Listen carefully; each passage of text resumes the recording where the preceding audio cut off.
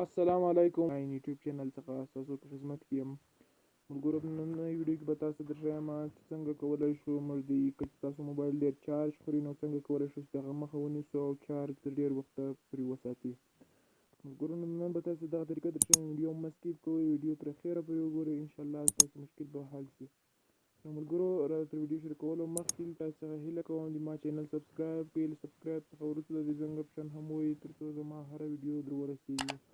ملګرو که تاسو غواړئ چې زموږ سره په ایډیټ کې کار وکړئ نو پلای لیست دلته موږ 3 ویډیوګانې اپلوډ کړي دي، دې درېیم اپشن ته راشئ نو دلته هغه ویډیوګانې وګورئ. یو ویډیو په واتساپ او ټیلیګرام باندې پرته ده، هغه وګورئ. د اکاونټ جوړولو نو اکاونټ جوړ کړئ، بینر او انټرسټیشل ایډونه راولېږئ، موږ به تاسو ته اکاونټونه جوړ کړو، ایډ به درته جوړ کړو، دغه کې تاسو کار وکوئ.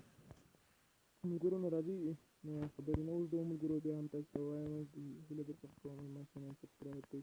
نو راځئ ویډیو شروع کوو. نو لومړی به تاسو پلې سټور ته راشئ ملګرو. دلته به یو اپلیکیشن را ډاونلوډ کړئ له پلې سټور څخه. دلته پلې سټور خلاصېږي ملګرو. دا د پلې سټور ته زموږ څنګه داخل شو نو دلته به په سرچ کې تاسو ولیکئ ګرینیفای. نو دلته به تاسو ولیکئ ګرین فای. دا مشکله ولیکو ملګرو. نو دغلته به دا به تاسو سرچ کړئ. چې کله دا تاسو ته سرچ کړئ تاسو ته به دغسې اپشن راشي ملګرو. دغه اپلیکیشن نه ده، د پاڼې شکل لري. ګرینیفای 10 میلیونه خلکو ډاونلوډ کړی، 4.4 دی ریټینګ ده ملګرو.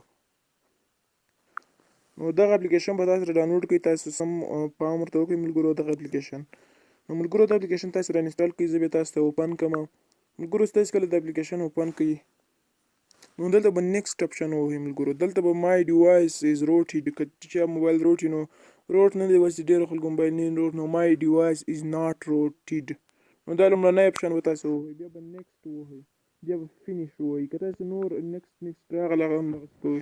بیا دلته تاسو د پلس نشان ګورئ ملګرو، د جمع نشان، په دې تاسو کله کلیک وکوئ نو ګورئ دلته ملګرو ډېر اپلیکیشنان موږ ته راواړول. تاسو پام ورته وکړئ. ګوره ملګرو چې موږ موبایل کې څه اپلیکیشنان پراته دي، هر یو چارج وهي، هر یو اپلیکیشن چارج وهي. نو که تاسو غواړئ چې کوم اپلیکیشن موږ استعمالوو هغه دې چارج وخوري، نور دې نه خوري، نو تاسو به دغه مثلا په یو اپلیکیشن باندې به تاسو کلیک وکوئ نو دغه ټیک مار علامه چې کله تاوینې داسې شي نو دا به تاسو ووایئ ملګرو.